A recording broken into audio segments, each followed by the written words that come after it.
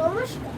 কবিগুরু রবীন্দ্রনাথ ঠাকুরের লেখা পুতুল ভাঙা ৭-৮-২৭ আমি বলেছিলাম গুরুর মশাই আমার পরে উঠল রাগে।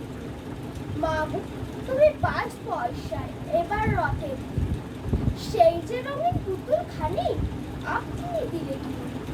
খাতার নিচে ছিল ঢাকা দেখালেছে। গুরু মশাই রেগে মেগে ভেঙে দিলেন ফেলে।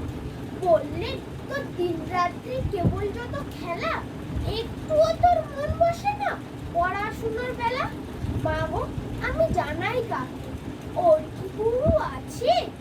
আমি যদি নালিশ করি এক্ষুনি তার কাছে। কোনো রকম খেলার পুতুল নেই কি মার ঘরে? সত্যি কি ওর একটু নেই পুতুলের পরে? সকাল সাজে তাদের নিয়ে করতে গিয়ে খেলা, কোনো পড়াই করেন নাকি কোনো রকম খেলা? ওর যদি সে পুতুল নিয়ে ভাঙেন কেহর আগে, বল দেখি মা ওর মনে তা কেমন তোর লাগে?